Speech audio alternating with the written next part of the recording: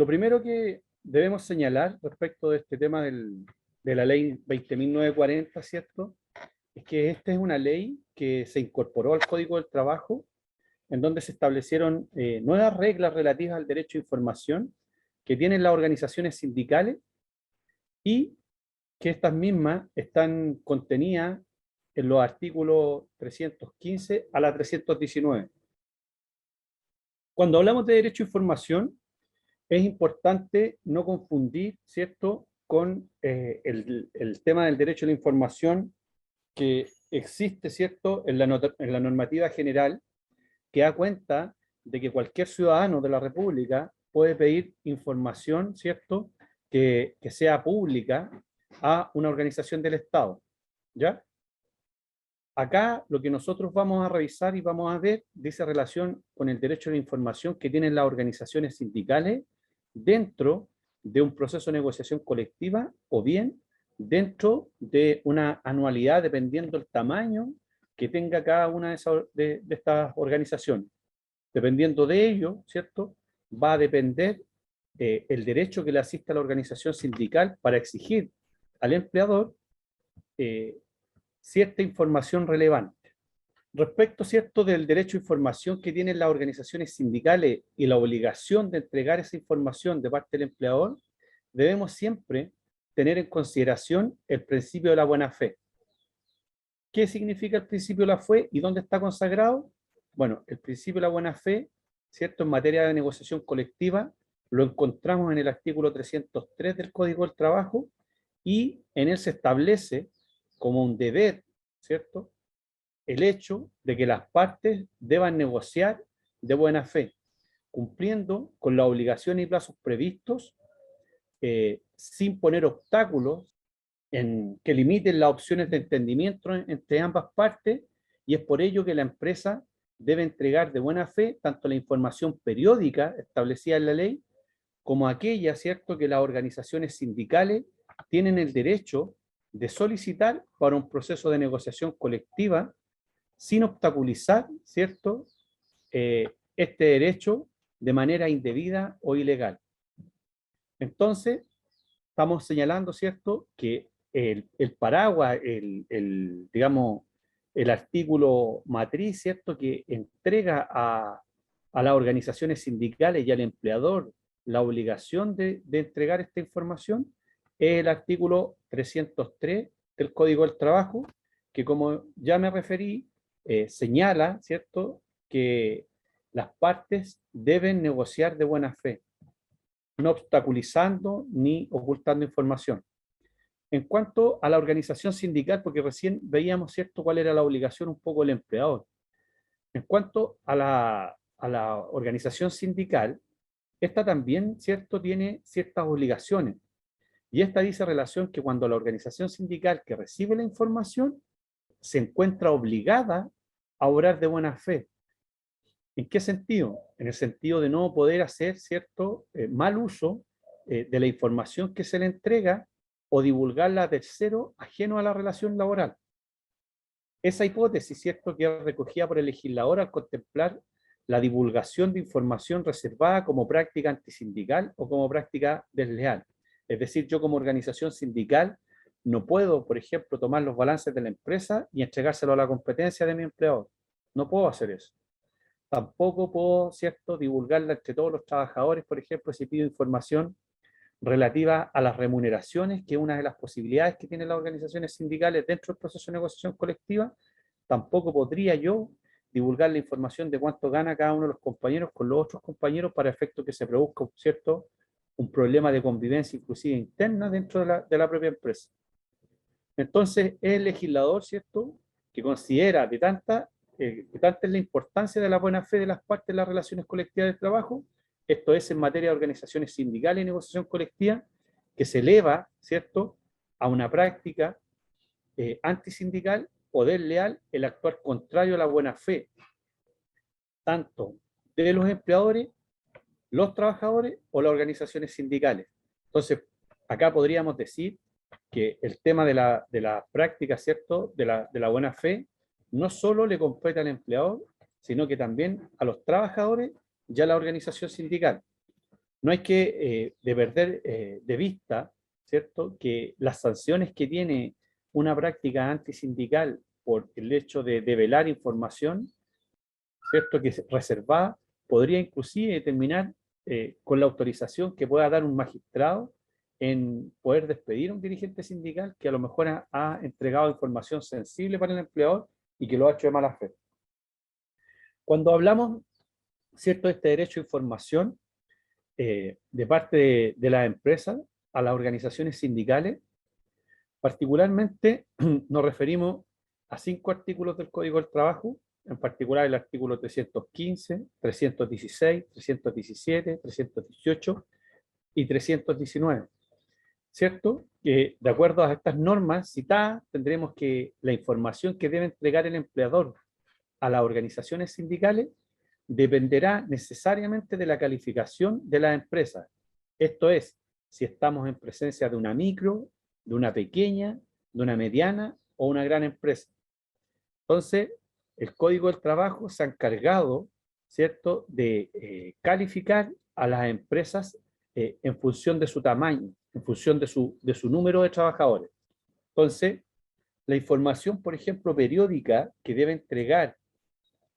se deben entregar en las grandes empresas, entendiendo por tales que son aquellas que tienen 200 o más trabajadores, y la obligación que tiene, ¿cierto?, el empleador de entregar esta información anualmente a los sindicatos de empresas constituidos en ella, es la siguiente información: el balance general, el estado de resultados, los estados financieros auditados, si es que la empresa, ¿cierto?, audita sus estados financieros, y toda otra información, ¿cierto?, de carácter público que conforme a la legislación vigente estén obligadas a poner a disposición de la Superintendencia de Valores y Seguros. Acá cabe destacar, por ejemplo, que esta información de carácter público dice relación, por ejemplo, con aquellas empresas que transan sus acciones en la bolsa, ¿cierto?, y que tienen ciertas obligaciones respecto a la Superintendencia de Valores y Seguros. Por ejemplo, entregar cuál es la composición de su directorio, por ejemplo, cuáles son sus utilidades, cuáles son, o hechos, digamos, que son de carácter relevante en materia comercial y que deba ser conocido, ¿cierto?, por estas superintendencias que regulan, ¿cierto?, el actuar de estas empresas que transan sus valores en bolsa, o bien en la Comisión del Mercado Financiero, que otra instancia, ¿cierto?, o que reemplazó, digamos, a la Superintendencia de Valores y Seguros, que regula, ¿cierto?, y sanciona el actuar de las empresas que transan sus acciones en la Bolsa de Comercio. Respecto de esto mismo, hay que entender, ¿cierto?, como balance general, aquel, ¿cierto?, informe contable que entregan las empresas el último día hábil o el último día, ¿cierto?, del mes de abril de cada año, para efectos de conocer, ¿cierto?, cuál ha sido su gestión respecto del último periodo anual en que presentan. Es decir, si, por ejemplo, en este año 2022 se presenta el balance en abril del año 2021, es así también, ¿cierto?, que es un documento importante que los trabajadores pueden tener a propósito del tema de las gratificaciones, ¿cierto?, que son acordadas ya sea a través de contratos colectivos o bien de contratos individuales, en donde a veces se garantiza el pago, o bien cuando no está garantizado, los trabajadores a través de algún profesional del área contable puede conocer, ¿cierto?, si les corresponde o no el pago de gratificación, dependiendo, ¿cierto?, del valor, ¿cierto?, o de la resultante de la gestión del balance general que tenga cada una de las empresas.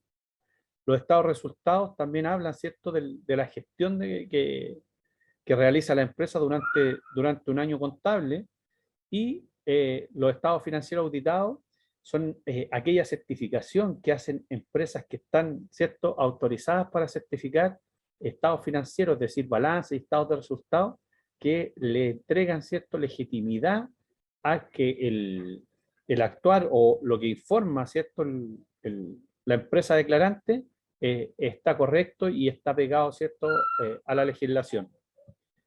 Los plazos, en cuanto a los plazos que tiene la empresa para entregar la información de los números 1 y 3, es decir, el balance, el estado de resultados, ¿cierto?, y informaciones que dicen relación con entidades públicas al sindicato es dentro de los 30 días contados desde que estos documentos se encuentren disponibles, ¿cierto?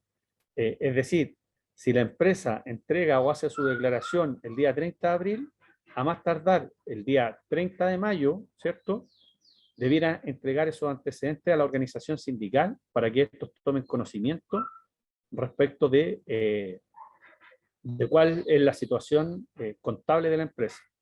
Respecto al número 4, es decir, de esa documentación que debe entregar a Superintendencia de Valores o a la Comisión de Mercado Financiero, la empresa debe entregar al sindicato la información dentro del plazo de 30 días contado desde que se haya puesto a disposición de la Superintendencia de Valores y Seguros. Es decir, si yo informé algún hecho relevante de la compañía, ¿cierto?, a la Superintendencia o a la Comisión del Mercado Financiero, yo esa información la tengo que poner dentro de la gran empresa, ¿cierto?, dentro de los 30 días siguientes a haber entregado esa información. Que son temas, por ejemplo, relevantes. Hoy día, por ejemplo, cuando se habla, por ejemplo, en alguna industria del cierre de algunas tiendas, sobre todo, por ejemplo, el área de comercio o sector financiero, son hechos relevantes, por ejemplo, para las organizaciones sindicales tener, ¿cierto?, esa información, toda vez que le permite también a la organización sindical generar una estrategia para efectos, ¿cierto?, de no desaparecer y poder subsistir en el nuevo escenario que se está presentando. Entonces, no es menor, ¿cierto?, este derecho a información, toda vez que, como todos sabemos, la información relevante puede ser significativa para efectos del actuar, digamos, de la organización sindical.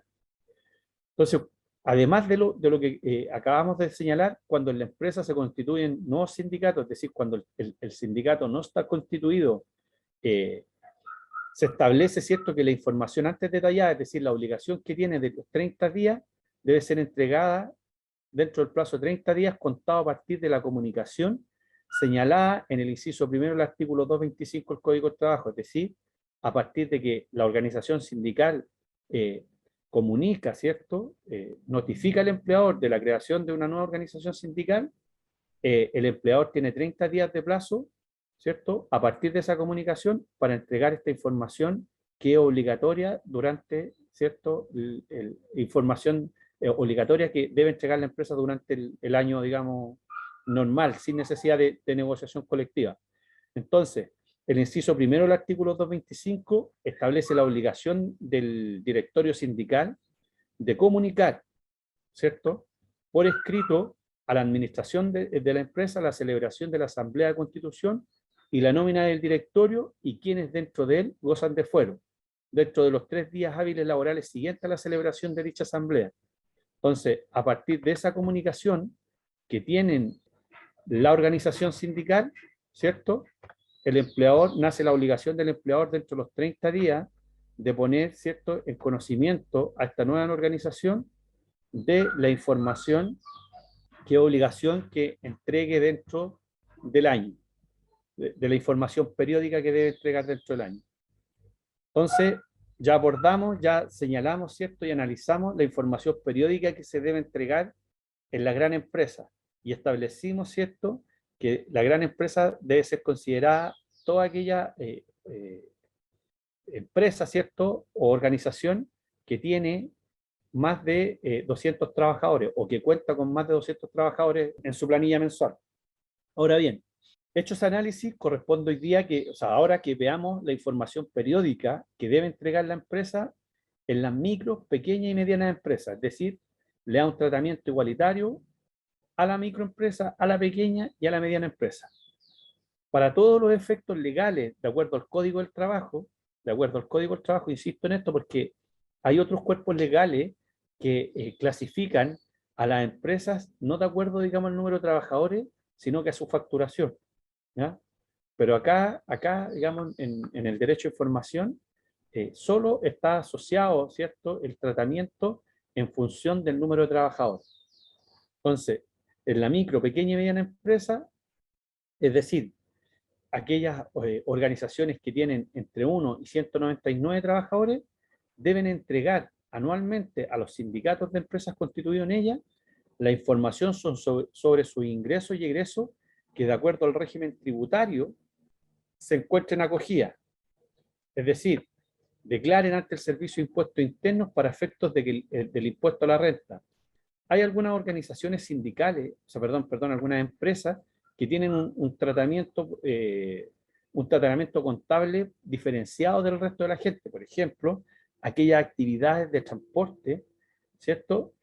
No están, digamos, eh, sometidas a un régimen tributario normal, sino que se hace, por ejemplo, una declaración en función de lo que la empresa, digamos, declara.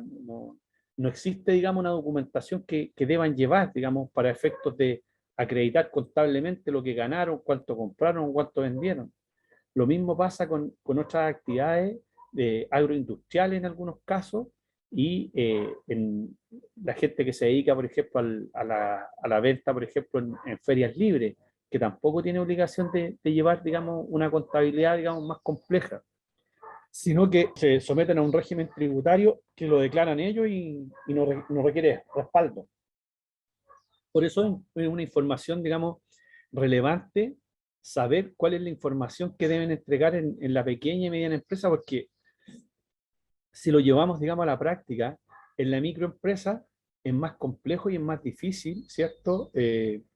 Poder establecer un sistema en donde yo debo entregar información, porque debo entender que la microempresa es una empresa tan chiquitita que tiene 8 o menos trabajadores que difícilmente podría tener organización sindical.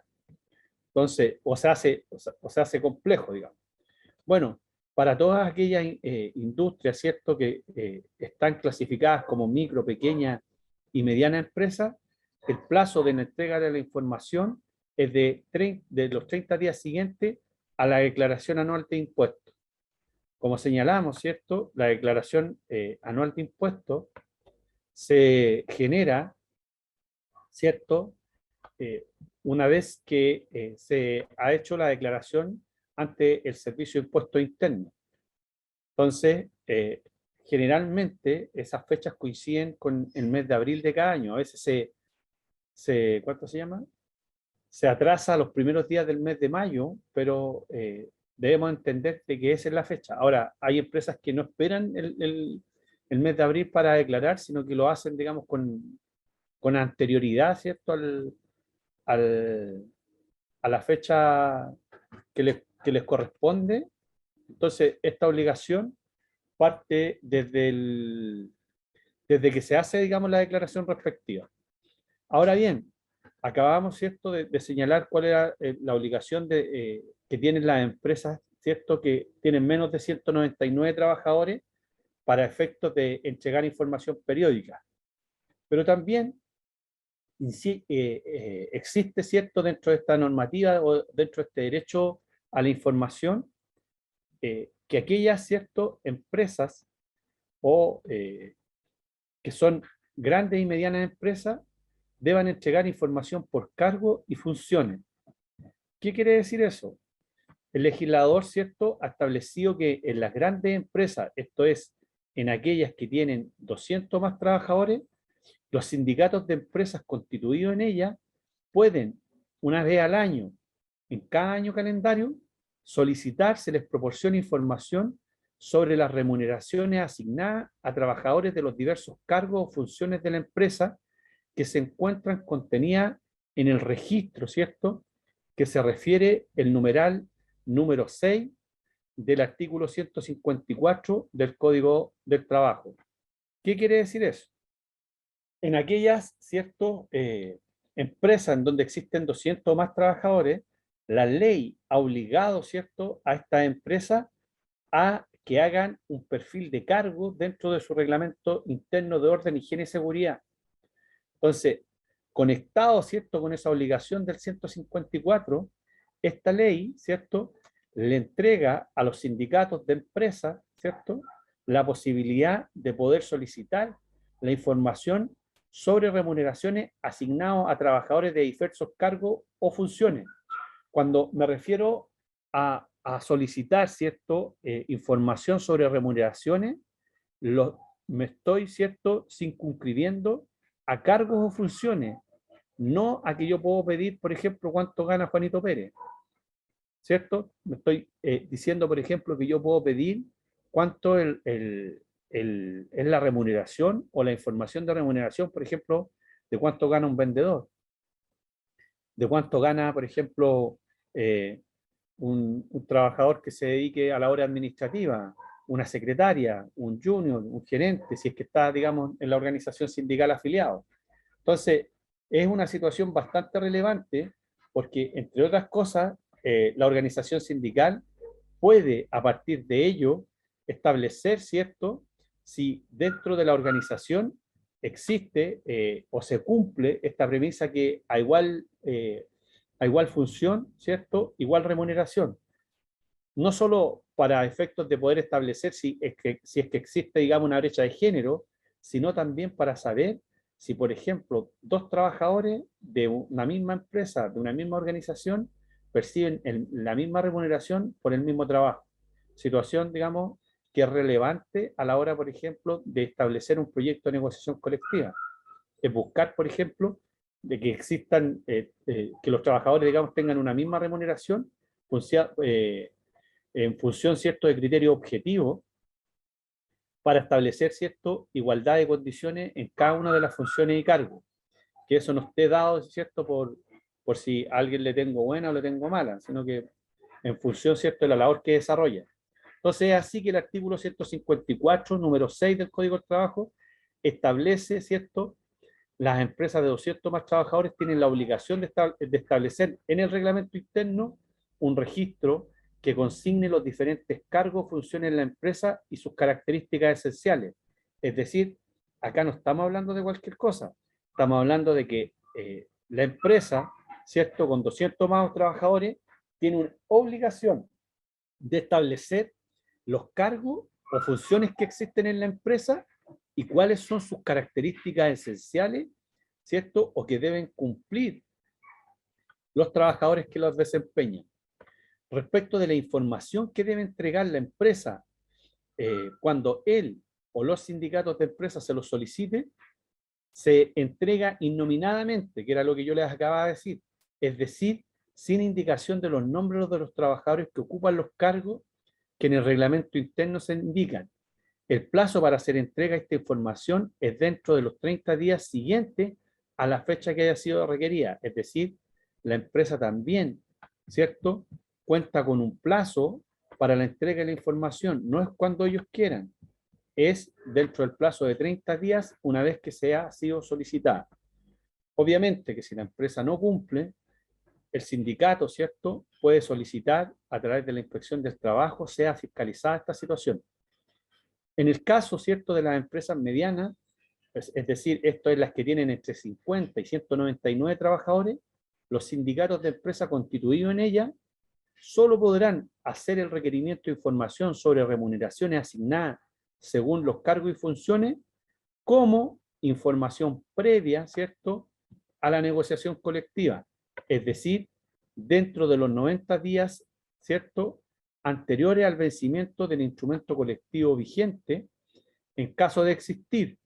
O sea, cuando hay un instrumento colectivo vigente o en cualquier época, en caso de no existir instrumento colectivo vigente, conjuntamente con la restante información específica y necesaria para la preparación de la negociación colectiva, contando la empresa, ¿cierto?, esta pequeña y mediana empresa, contando, ¿cierto?, con el plazo de 30 días para dar cumplimiento a esta solicitud. Recuerden ustedes que para preparar, ¿cierto?, un proyecto de negociación colectiva es necesario, ¿cierto?, contar con información fidedigna. Para eso, ¿cierto?, las organizaciones sindicales pueden pedir el balance, ¿cierto?, de los 2 últimos años, el estado de resultados, pueden pedir el costo de la mano de obra, ¿cierto? Y adicionalmente, para el caso de las medianas empresas, pueden solicitar, ¿cierto?, esta información sobre cargo y funciones para preparar, digamos, su proyecto de negociación colectiva. ¿Ya?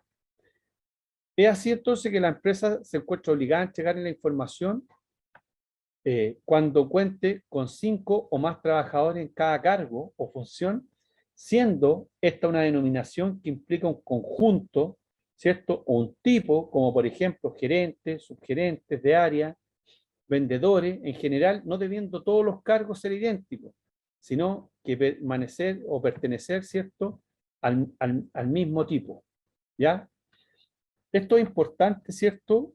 Tener presente que lo que se busca acá, ¿cierto? Es que la organización sindical tenga información para preparar su proyecto de negociación, pero también hay que tener presente que la información que pido debe ser de la gente que represento.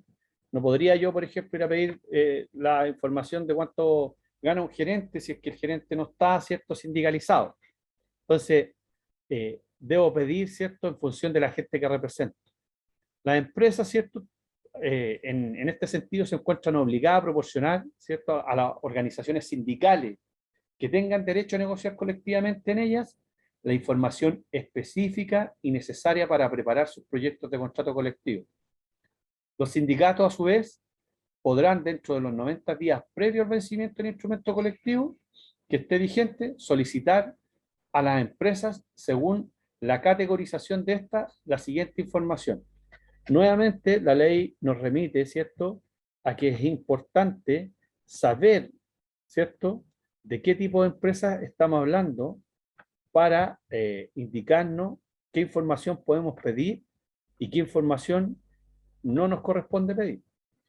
En las grandes y medianas empresas, esto es, aquellas que tienen 50 o más trabajadores, las empresas deben entregar como mínimo la siguiente información. Aquí estamos hablando el mínimo, ¿cierto? Yo podría eventualmente o estratégicamente con mi equipo de negociación entender, ¿cierto?, que requiero adicionalmente una información distinta. No solamente, no solamente la ley, ¿cierto?, me obliga.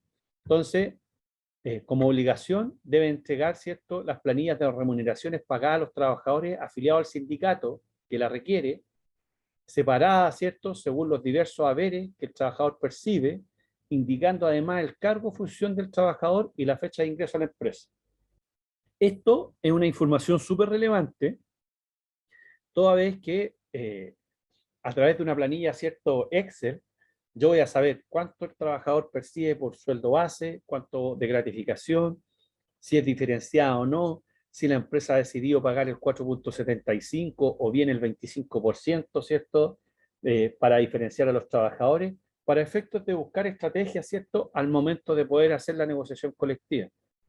Junto con eso, ¿cierto?, voy a tener la oportunidad de saber qué cargo o función cumple el trabajador y cuándo ingresó a la empresa, porque tal vez en la negociación colectiva podría estratégicamente establecer, ¿cierto?, un rango de bono o de antigüedad, ¿cierto?, en función del ingreso a la empresa.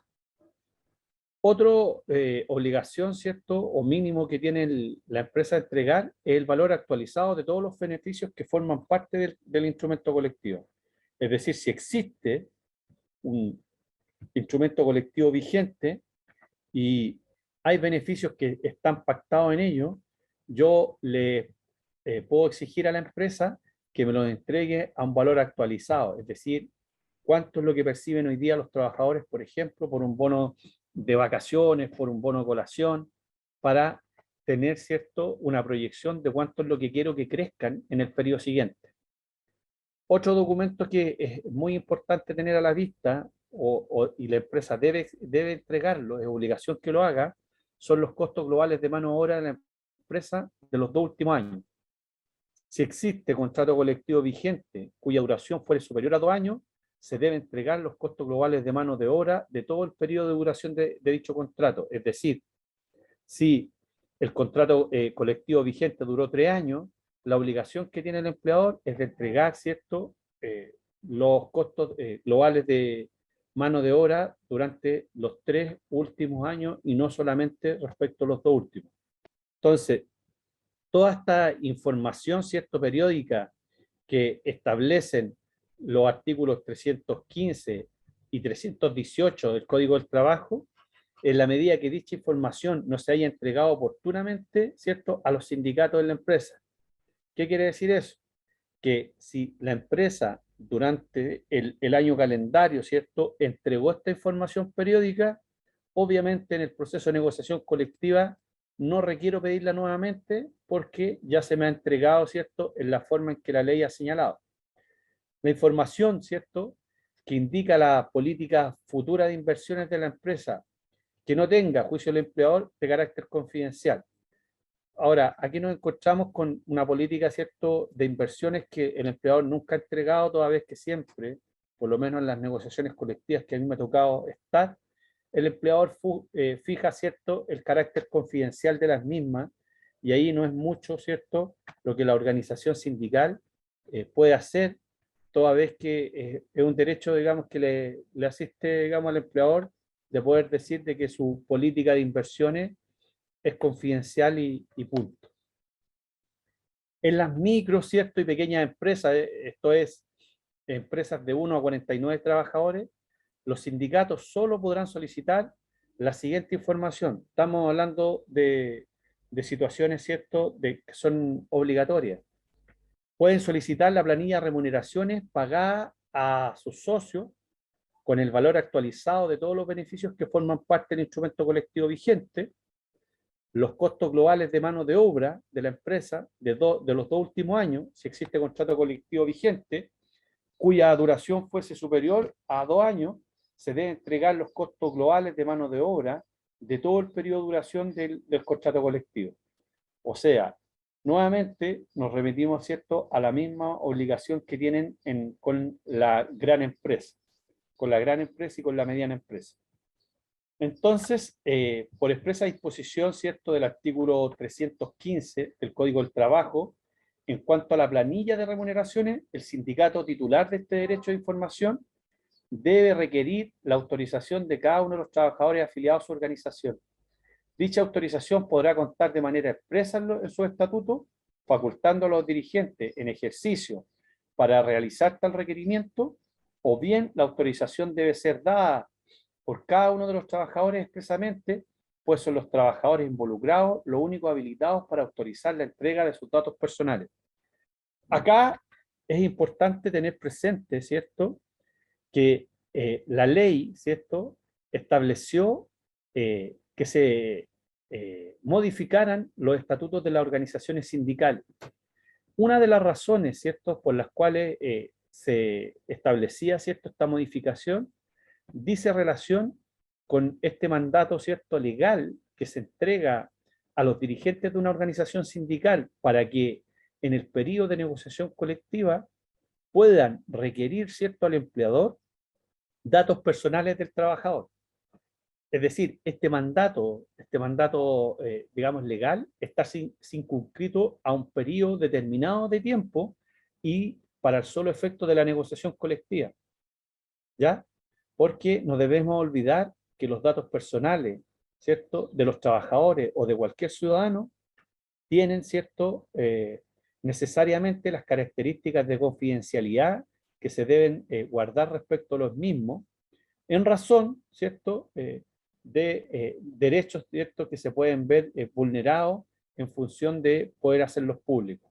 Entonces, acá estamos diferenciando para efectos de que el dirigente sindical o quien estamos en esta capacitación entiendan de que este mandato legal, esta facultad legal que otorga la ley, está circunscrito a un periodo determinado, es decir, al periodo de la negociación colectiva, y para poder pedirlo necesariamente deben estar, ¿cierto?, establecidos en los respectivos estatutos de cada organización, o bien, ¿cierto?, en desmedro de eso, la directiva sindical debe pedirlo expresamente, ¿cierto?, al trabajador para que firme una autorización para que puedan ser solicitados y requeridos al empleador antes de un proceso de negociación colectiva.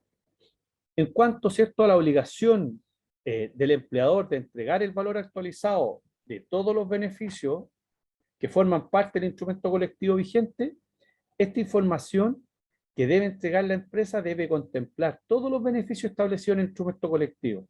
Esto es, tanto el valor de aquellas obligaciones de dar como de hacer, de obligaciones puras y simples como aquellas sujetas a alguna modalidad, y de aquellas que se encuentran determinadas o que sean determinables a través de una operación aritmética. Acá, ¿cierto? Cuando la ley señala, ¿cierto? Obligaciones de dar o obligaciones de hacer, que para usted a lo mejor pueda sonar un poco distante, ¿cierto? Dicho concepto, para efectos de ejemplificar y se entienda, cuando hablamos de obligaciones de dar, estamos hablando, por ejemplo, de pagar un bono. Bono, por ejemplo, un bono de cumpleaños, un bono de nacimiento, un bono de antigüedad laboral, un bono por quinquenio, un aguinaldo. Esa es una obligación de dar, es decir, la empresa debe entregar algo. Por otra parte, cuando hablamos de obligaciones de hacer, ¿cierto? Estamos hablando, por ejemplo, que la empresa organizará una fiesta de fin de año, una fiesta de Navidad para los niños, una fiesta para el Día del Niño, una fiesta para el Día del Profesor. Es decir, la empresa se compromete a realizar una actividad, a hacer una actividad.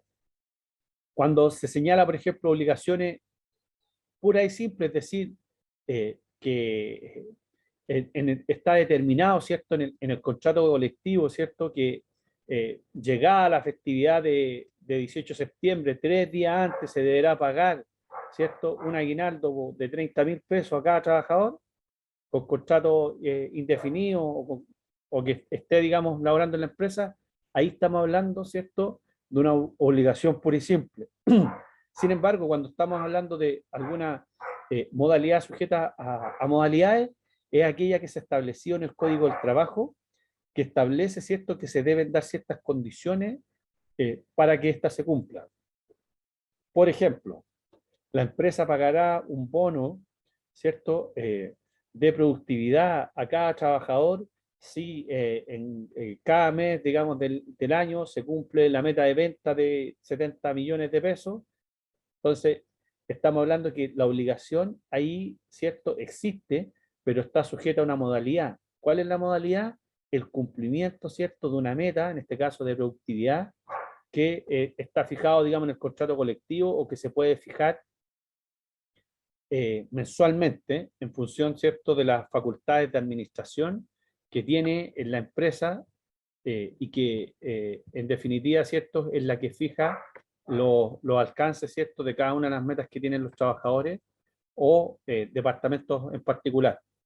Entonces, el momento, ¿cierto?, para la determinación del valor actualizado de los beneficios de los que estamos hablando dependerá, ¿cierto?, de la fecha en que la empresa entrega efectivamente la información al sindicato que lo ha solicitado.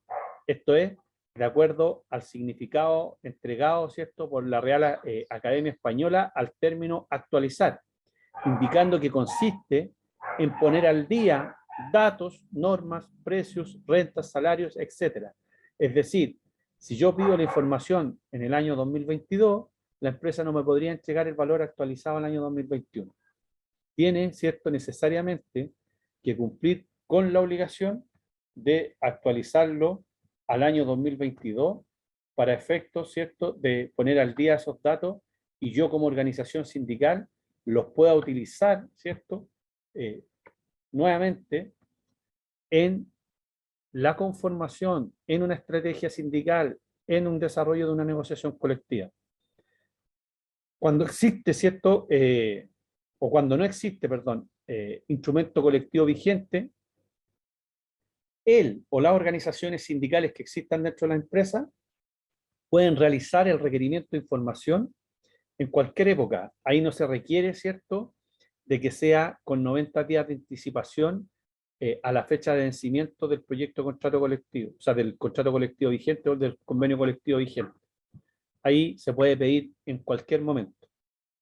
Para que proceda el requerimiento de parte de la organización sindical de las planillas de remuneraciones de los trabajadores involucrados en la negociación colectiva, se requiere, como ya señalamos, que los estatutos de la organización sindical que la solicite contemplen, ¿cierto?, esta situación, o bien su entrega por parte del empleador haya sido expresamente autorizada por cada trabajador.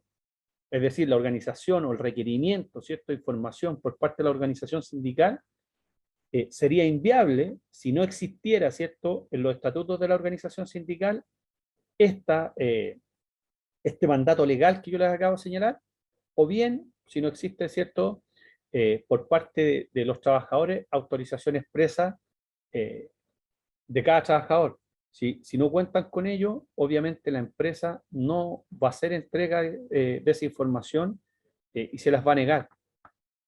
La empresa, una vez hecho el requerimiento, tiene 30 días de plazo para hacer entrega de la información solicitada por el sindicato y eso se cuenta, ¿cierto?, desde su requerimiento.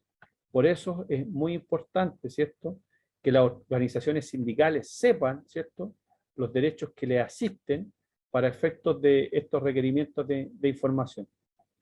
En el caso del grupo negociador, acá voy a hablar del grupo negociador, si bien no existe un procedimiento propiamente tal, también, ¿cierto?, debemos entender que el grupo negociador existe, ¿cierto?, en la legislación. Entonces, desde ese punto de vista lo vamos a abordar, pero hay que tener presente que no existe un procedimiento, ¿ya? Entonces, en el caso de los grupos negociadores, se establece que la comisión negociadora que los represente tiene derecho a solicitar al empleador cierta información específica, como por ejemplo, planilla de remuneraciones pagadas a los trabajadores afiliados que forma parte del grupo negociador, previa nuevamente autorización de ello, valor actualizado de todos los beneficios que forman parte del instrumento colectivo vigente, entendiendo, digamos, de que existe, y el plazo de entrega de esta información por parte del empleador es de 5 días. Ahora, generalmente el tiempo que se establece aquí es menor que la organización sindical, porque todos entendemos que un grupo negociador no es una organización sindical, por lo tanto agrupa a menor cantidad, digamos, de trabajadores. ¿Qué pasa cuando hay incumplimiento del empleador en la entrega de la información? Es decir, yo tenía las facultades y pasaron, ¿cierto?, los 30 días en que el empleador no me entregó la información que yo le requerí, ¿cierto? En el caso, ¿cierto?, que el empleador no cumpla con la entrega de la información en los términos establecidos por el legislador, los sindicatos, de acuerdo a lo dispuesto en el artículo 319, tienen derecho, ¿cierto?, a requerir esa información mediante dos vías. Una, a través de la vía administrativa, la que consiste en que él o los sindicatos afectados pueden solicitar, ¿cierto?, a la Inspección del Trabajo que requiera al empleador para su entrega. Ahora, ese requerimiento no es entrégueselo por favor, sino que generalmente está asociada, ¿cierto?, a alguna multa. ¿Por qué? Porque la Inspección del Trabajo, ¿cierto?, correspondiente, la que de alguna forma tiene la jurisdicción, ¿cierto?, en donde está emplazada la empresa, puede requerir al empleador, en virtud del artículo 319 del Código del Trabajo y de los artículos 31 del DFL número 2 de 1967, que es la ley orgánica de la Dirección del Trabajo, la entrega de la información indicada por el sindicato en su solicitud, de acuerdo a lo sostenido por la Dirección del Trabajo. En dicho requerimiento deberá conceder un plazo prudente a la empleadora para que haga entrega de la información solicitada, además acredite el cumplimiento de la obligación o indique las razones justificadas en virtud de las cuales no accede a la solicitud del sindicato. Por ejemplo, si nosotros estamos pidiendo información respecto de la remuneración de los trabajadores, podría establecer que la negativa del empleador está basada en que la organización sindical no tiene o no está facultada en sus estatutos para pedir, ¿cierto?, esa información y tampoco ha presentado, ¿cierto?, la autorización expresa de los trabajadores para que el empleador haga entrega de esa misma. Cuando la solicitud, ¿cierto?, del sindicato no prospere, manteniendo la negativa de entrega de información por parte del empleador, la Inspección del Trabajo deberá emitir un acta en la cual se exponga razonablemente la solicitud como la actitud que ha tomado el empleador a fin, ¿cierto?, de servir de suficiente antecedente en caso que él o los sindicatos decidan perseverar a través del requerimiento judicial de información previsto en el artículo 319. Entonces, lo que acá estamos indicando, ¿cierto?, que además de la facultad que tiene de poder pedir, ¿cierto?, a través de la Inspección del Trabajo, la información a través de la vía administrativa, podemos también, ¿cierto?, como organización sindical, recurrir ¿cierto? A través de un requerimiento judicial, la entrega de la información. La vía judicial, ¿cierto? La que opera cuando la gestión de la inspección del trabajo no prospere, es decir, cuando no logramos persuadir a la empresa que nos hiciera entrega de esta información, en este caso, él o los sindicatos, ¿cierto?, que existan en la empresa, pueden recurrir al Tribunal Laboral de conformidad a lo establecido en el artículo 504 del Código del Trabajo, ¿cierto?, estableciendo que ese tribunal, previa revisión de los antecedentes que se aporten, de verdad ordenar en su primera resolución que el empleador haga entrega de la información. Cuando el legislador establece, ¿cierto?, o hace referencia al artículo 504, está señalando, ¿cierto?, en este artículo que en todos aquellos casos en que en virtud de este código u otro cuerpo legal se establezca reclamación judicial en contra de las resoluciones pronunciadas por la Dirección del Trabajo, distintas a multas administrativas, es decir, cuando el empleador no ha dado cumplimiento, ¿cierto?, a ciertas normativas, o de la que se pronuncia acerca de la reconsideración administrativa de multa, se conocerá o se sustanciará de acuerdo a las reglas del procedimiento monitorio contenido en los artículos 500 y siguientes del Código del Trabajo.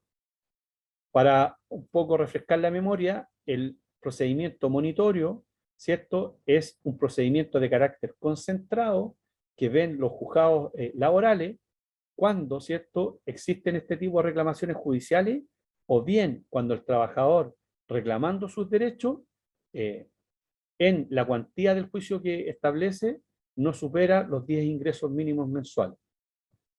¿Ya? También tiene un procedimiento especial. Entonces, ahí es súper importante los antecedentes que se acompañan, porque en la primera resolución el tribunal dicta sentencia.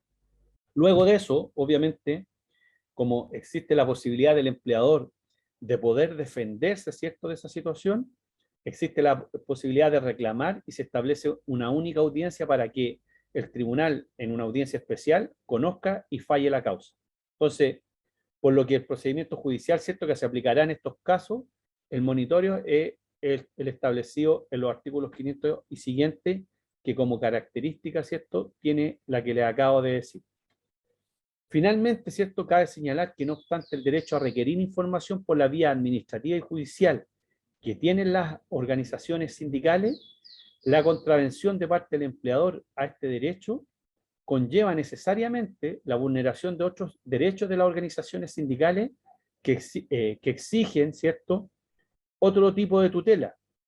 Es por ello que en virtud de las modificaciones que introdujo esta ley 20.940, las conductas constitutivas de prácticas antisindicales y desleales es que él o los sindicatos afectados pueden demandar a sus empleadores por prácticas desleales o antisindicales bajo el procedimiento de tutela laboral regulado en el artículo 485 y siguientes del Código del Trabajo. ¿Qué estamos diciendo con esto? Estamos diciendo que si bien existe la instancia de reclamación a través de un procedimiento que es concentrado, ¿cierto?, y que el tribunal va a conocer en única instancia y que va a resolver con los antecedentes que se acompañen, estamos diciendo también que la ley, ¿cierto?, estableció como práctica, ¿cierto?, antisindical o desleal por parte del empleador la negativa injustificada de entregar, ¿cierto?, información relevante para la negociación colectiva. Y esa, ¿cierto?, esa acción que pueden llevar adelante las organizaciones sindicales, lo hacen a través de un procedimiento, ¿cierto?, que se denomina tutela laboral de derecho, ¿ya?, que es un procedimiento que tiene, ¿cierto?, preferencia para la vista de la causa, es decir, que se ven antes que cualquier otra causa, se ven porque hay vulneración de derechos, ¿cierto?, constitucionales. En este caso, el derecho a la negociación colectiva, ¿ya? Entonces, no es menor, ¿cierto?, las herramientas que de alguna forma hemos ido descubriendo en función de lo que entendemos, ¿cierto?, como derechos que le asisten, ¿cierto?, a las organizaciones sindicales, a los trabajadores, para efectos de poder llevar adelante, ¿cierto?, un proceso de negociación colectiva. Por eso es de relevancia, de relevante importancia, ¿cierto?, que ustedes como organización puedan entender, ¿cierto?, que le asisten ciertos derechos de información periódica, le asisten ciertos derechos de información que se dan o se entregan en los procesos de negociación colectiva, ¿ya? Es decir, dentro, digamos, de la esfera de un proceso de negociación colectiva, pero también están, ¿cierto?, estos derechos que le asisten como organización sindical de poder reclamar administrativa, ¿cierto?, y judicialmente la negativa injustificada del empleador de no hacer entrega, ¿cierto?, de esta información. Junto con ello, también hemos señalado y hemos dicho que es de suma relevancia tener presente que en aquellas organizaciones o en aquellas empresas en donde existen 200 o más trabajadores, la organización sindical puede pedir respecto de ellos, ¿cierto?, que se le entreguen los perfiles de cargo respectivos y cuáles son las funciones relevantes que deben desarrollar. Todo esto, ¿cierto?, con el fin de poder la organización sindical de tener, ¿cierto?, información que es relevante para su quehacer natural, ¿cierto?, para el quehacer sindical diario y para desarrollar o para poder, de alguna forma, preparar procesos de negociación colectiva. Es muy importante y relevante el conocimiento de esta información, toda vez que hoy día, ¿cierto?, en un mundo que es cada vez más globalizado, que cambia en forma turbulenta de un día para otro, nos encontramos con escenarios, ¿cierto?, en donde la organización sindical no decide, ¿cierto?, de cómo se va a llevar o cómo se va a efectuar, ¿cierto?, un proceso dentro de una empresa, pero, ¿cierto?, al tener esta información puede anticiparse a ciertos hechos. Como a modo ejemplar, por ejemplo, está situaciones que han sido informadas a través de la prensa, en donde, por ejemplo, se ha indicado que algunas multinacionales chilenas, por ejemplo, tienen proyectado cerrar algunos establecimientos, ¿cierto?, o algunas sucursales, a propósito, ¿cierto?, de esta nueva forma que hoy día tienen algunas personas de poder adquirir los productos a los cuales eh, quieren tener acceso. Particularmente, por ejemplo, me refiero a la comunicación que hace, ¿cierto?, la multinacional Falabella, diciendo, ¿cierto?, que en los próximos 2 años va a cerrar el 10% de sus tiendas. Eso obviamente va a afectar y va a golpear la creación de empleo, va a golpear, ¿cierto?, la membresía de las organizaciones sindicales, va a afectar, ¿cierto?, el número de trabajadores que negocia colectivamente.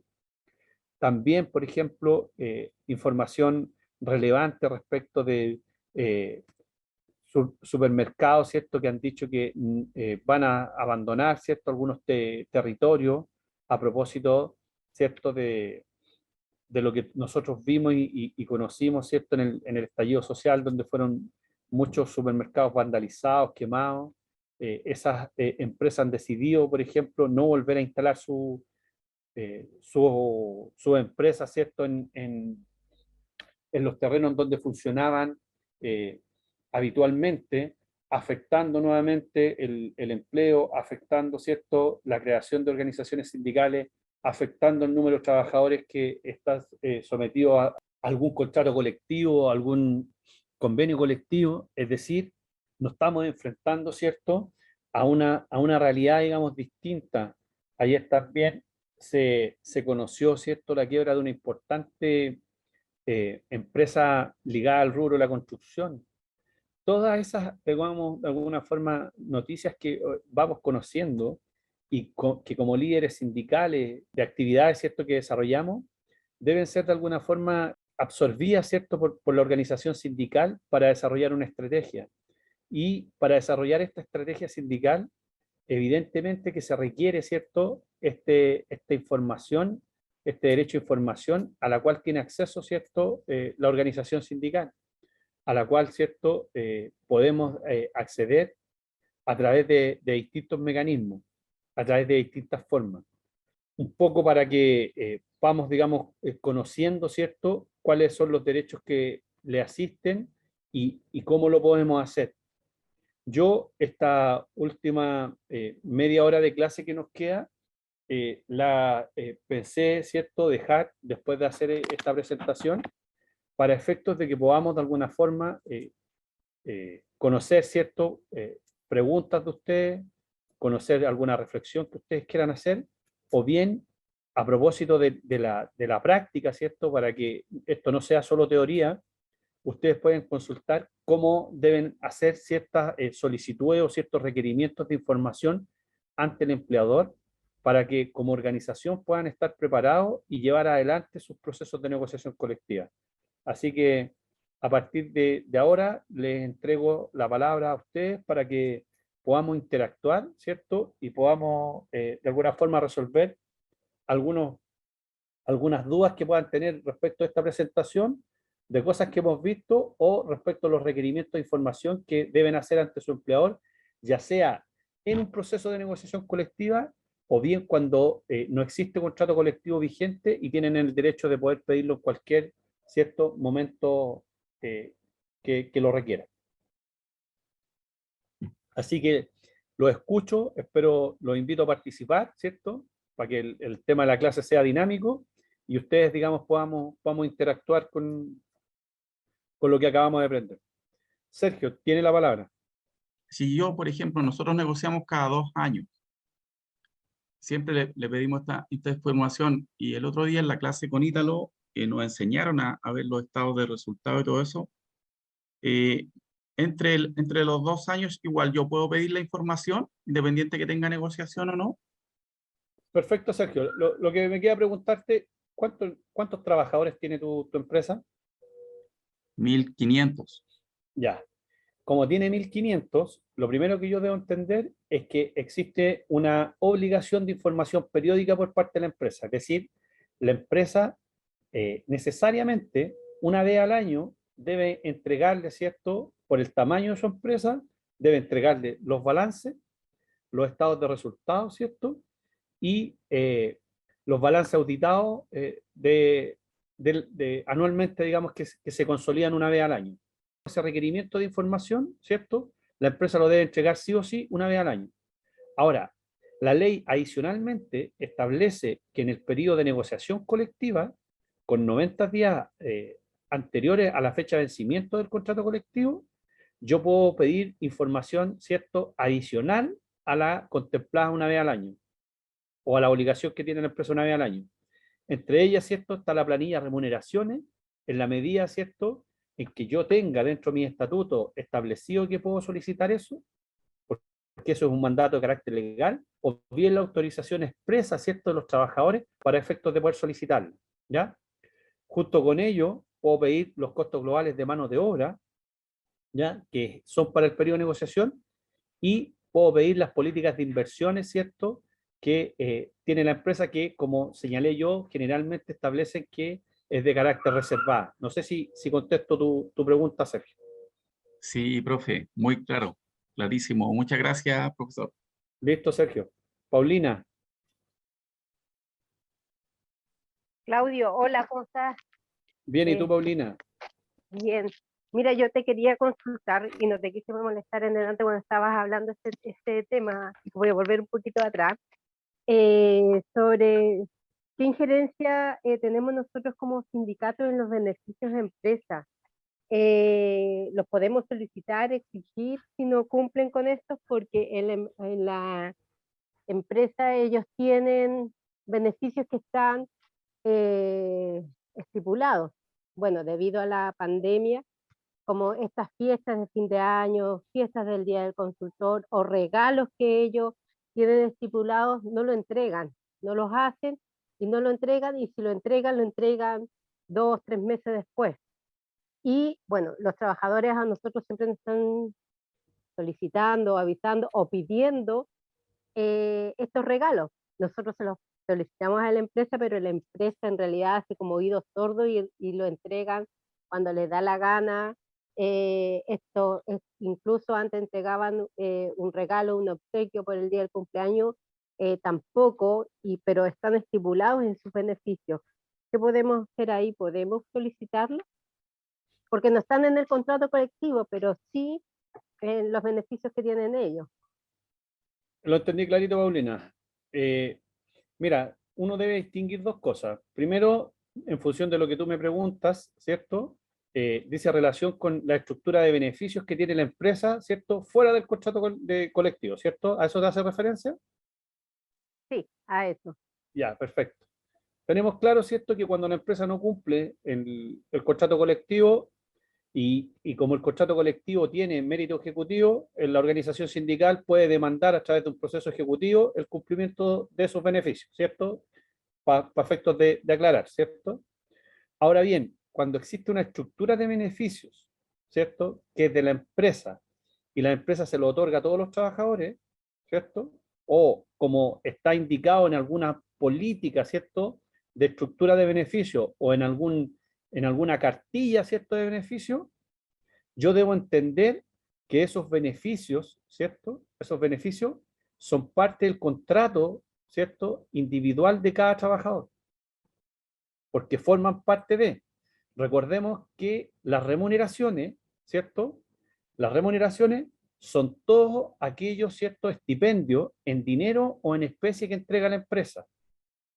Si yo, ¿cierto?, establezco que a mí me pagan una mensualidad, pero adicionalmente como remuneración, tengo un bono de cumpleaños que está dentro de una estructura de beneficio, es perfectamente posible que el sindicato reclame, ¿cierto?, que la empresa no está dando cumplimiento, ¿cierto?, al pago de la remuneración en los términos que está establecido en el contrato. Porque, y aquí nuevamente recordar, porque si bien, ¿cierto?, esa estructura de beneficio seguramente no está en ningún anexo de contrato, porque las empresas se cuidan como de diferenciarse de la organización sindical para efectos de decir, nosotros entregamos esto y el sindicato entrega una cosa totalmente distinta y nosotros vemos cuándo lo entregamos o no. Lo cierto es que eh, este tipo, ¿cierto?, de beneficios que está establecido, uno los debe entender, ¿cierto?, que están incorporados al contrato individual de trabajo en forma tácita, toda vez de que existe, ¿cierto?, una conducta por parte del empleador de entregarlo en forma periódica, ¿cierto?, y del trabajador de aceptar, ¿cierto?, esos beneficios que se han hecho, ¿cierto?, común en el tiempo. Esto es como el aguinaldo que a veces quiere entregar la empresa y que lo ha entregado constantemente y en un año determinado no lo quiere hacer. Entonces, es posible que la organización sindical lo reclame, es muy posible que lo pueda hacer, pero para ello necesariamente requiere una fiscalización y esa fiscalización se debe hacer a través de a través de la entidad, digamos, administrativa de la Inspección del Trabajo. Recuerden también hoy día que a través de la clave única o a través de clave que le pueden dar a la organización sindical, los requerimientos de fiscalización se pueden hacer a través de Internet y no necesariamente hay que acudir, ¿cierto?, a las dependencias de la Inspección del Trabajo para que ese reclamo pueda ser acogido. Y lo otro, con respecto a lo que está en el contrato colectivo, que la empresa, por lo general nos pasa esto con una gift card que nosotros tenemos por concepto de caja de mercadería. Todos los años, desde que se ganó este beneficio, sabes que la empresa está estipulado que lo entregue hasta el 15 de septiembre, pero la empresa llega a 15 de septiembre, 18 y hasta el 30 recién lo está entregando y siempre nos dice es que tuvimos inconvenientes, que tenemos problemas. Ahí ya qué se hace cuando no cumplen con lo que está estipulado en el contrato colectivo. El contrato colectivo tiene la particularidad de tener mérito ejecutivo. ¿Mm? ¿Qué quiere decir eso? En términos simples, que yo no tengo que acreditar, ¿cierto?, la existencia de una obligación, sino que la obligación existe, ¿ya? Para términos prácticos, es como que yo te hubiese entregado un cheque a ti y tú lo vas a cobrar. Tú no tienes que acreditar de que yo te debo ese dinero, ¿me entiendes? A través de este instrumento, tú logras, ¿cierto?, acreditarle al tribunal de que la obligación está y que hay incumplimiento por parte en este caso, del deudor, que es la empresa. ¿Qué es lo que se hace en la práctica? Se toma el contrato colectivo que está se pide en la inspección del trabajo que lo timbren, ¿ya? Para efectos de que se entienda, ¿cierto?, que es auténtico, y con eso se concurre a los juzgados de cobranza laboral o previsional, y uno presenta una acción ejecutiva para efectos del pago de esa obligación, acompañando obviamente el código del trabajo respectivo. Yo presento esa acción y la primera resolución que va a haber, la primera resolución, es como que si yo te debiera un cheque, ¿cuánto se llama? Una resolución de mandamiento, ejecución y embargo, y se le pide a la empresa que pague en el acto a requerimiento de, entonces va a un receptor judicial y lo emplaza a que cumpla con su obligación. Eso es mucho más rápido que esperar, ¿cierto?, la buena voluntad de la empresa. Así que ahí te entrego una herramienta, Paulina, que puedes desarrollar y puedes ejercer para efectos de que la empresa, ¿cierto?, te cumpla dentro de los plazos que corresponden con las obligaciones que están establecidas en tu contrato colectivo. Víctor. Mi consulta va más que nada a temas globales, no va a temas centrales de lo que estamos conversando mucho. El tema global, por ejemplo, es qué hace un sindicato cuando las empresas, por ejemplo, vamos a colocar como ejemplo Falabella y Líder, ¿ya? Unos grandes holdings. Da por aviso a sus trabajadores de que va a cerrar sucursales en el trayecto de 2 años. ¿Qué hace el sindicato de la empresa, por ejemplo, para mantener a sus trabajadores tranquilos en esos 2 años sin que cierren repentinamente la sucursal, por ejemplo? Y que de esos trabajadores desamparados en la ley porque se pueden tirar a quiebra, y cómo lo hace el sindicato para poder rescatar los sueldos de estas personas. Entendí perfectamente tu pregunta y la voy a desarrollar desde el punto de vista de lo que acabamos de revisar, y voy a ir después a la otra parte que tú me preguntas. Desde el punto de vista de lo que recién acabamos de desarrollar, como las empresas que me nombras son dos, que es Walmart y Falabella, las dos tienen una particularidad. ¿Cuál es ella? Que transan sus acciones en la bolsa de comercio y que tienen más de una razón social asociada, ¿cierto?, a su patrimonio o a su funcionamiento. ¿Qué haría yo como organización sindical? Primero, ¿cierto?, pediría a través de esta requerimiento de información que me entrega la ley, ¿cierto?, aquella información, primero, que sea relevante o que deban entregar a instituciones públicas, como por ejemplo la Comisión para el Mercado Financiero, para saber, porque esto no es que yo pueda desaparecer así de un día para otro, sino que yo le debo ir comunicando, ¿cierto?, a la Comisión para el Mercado Financiero o a una superintendencia en particular, cuál es el derrotero o el camino que voy a ir haciendo para efectos de ir cerrando sucursales y cómo eso va a ir afectando, ¿cierto?, el patrimonio que yo tengo en la empresa. ¿De qué forma lo voy a hacer?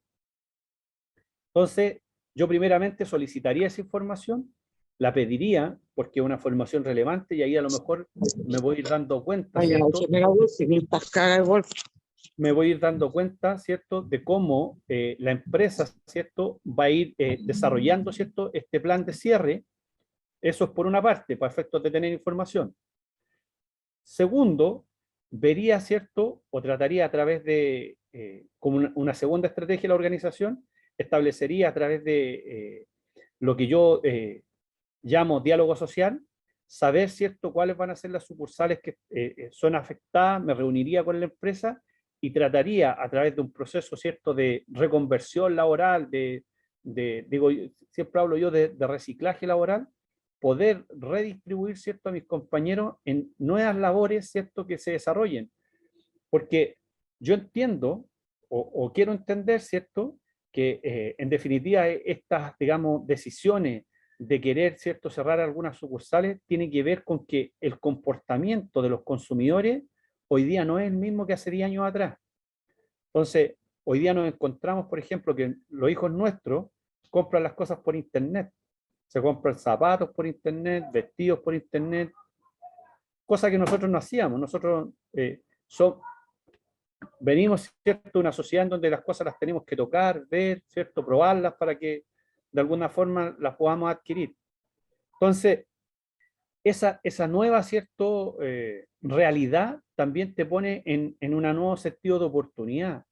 Es decir, hay un montón de trabajadores que desarrollaban labores de vendedor, que estaba, por ejemplo, en empaque o cosas así, que yo podría buscar, ¿cierto? Como organización sindical, busco que puedan ejercer otra actividad, busco cómo los puedo capacitar o busco cómo los puedo, digamos, desarrollar en nuestra actividad para efecto que no se vea afectado ni el empleo de ellos, ni baje la membresía de la organización sindical o, ¿cierto?, nos encontremos con situaciones de quiebra a futuro. En cuanto a lo que tú me planteas en términos de quiebra, primero yo no creo que Falabella vaya a quebrar, ni tampoco Walmart, porque son empresas, digamos, una transnacional como Walmart y la otra al menos transregional, ¿cierto?, como Falabella. Yo creo que tienen hasta espalda. Pero para el caso, ¿cierto?, de cuando pasa esto de las quiebras en empresas que son más chicas o tienen menos respaldo, la verdad que ahí no queda mucho por hacer para la organización sindical, solo, ¿cierto?, ver, ¿cierto?, cuando se empiezan a presentar problemas en el atraso de pago de beneficios, pago en las remuneraciones, ahí uno necesariamente debe tomar ciertos resguardos y tomar atención, sobre todo si no hay pagadas ciertas cotizaciones previsionales, y estar atento, porque eso habla, ¿cierto?, de un mal síntoma de una empresa que no viene siendo bien administrada y que lo más probable es que termine con una quiebra, ¿cierto?, o con una liquidación, y las liquidaciones lamentablemente en Chile están reguladas por ley, en donde establecen orden de prelación de crédito, es decir, cuando yo le debo algo a alguien, ¿cierto?, la ley establece de qué forma yo la voy a pagar. Y lamentablemente, en el caso de los trabajadores, en el caso, por ejemplo, de las cotizaciones previsionales, ocupan el 5º lugar, si no me equivoco, y en el caso de los sueldos, ¿cierto?, e indemnizaciones por año de servicio, ocupan como el lugar 8º.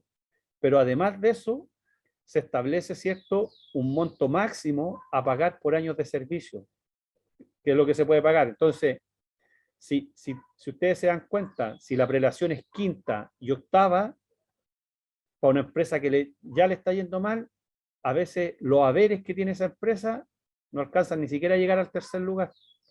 Y los trabajadores, ¿cierto?, se quedan con esa deuda previsional y se quedan sin la posibilidad, ¿cierto?, de recibir la indemnización por año de servicio. Entonces, lo que se puede hacer ahí es anticiparse a esos hechos, ¿cierto? Pero cuando el hecho ya está, es muy difícil, ¿cierto?, poder recuperar años de servicio o recuperar, ¿cierto?, dineros que dicen relación con cotizaciones previsionales. Más allá de que respecto a las cotizaciones previsionales únicamente, uno podría perseguir, ¿cierto?, el delito de apropiación indebida en contra del representante legal, toda vez que él descontó ese dinero por parte del trabajador y no lo puso, ¿cierto?, en la administradora de fondo de pensión respectiva para efectos de enterarlos como corresponde.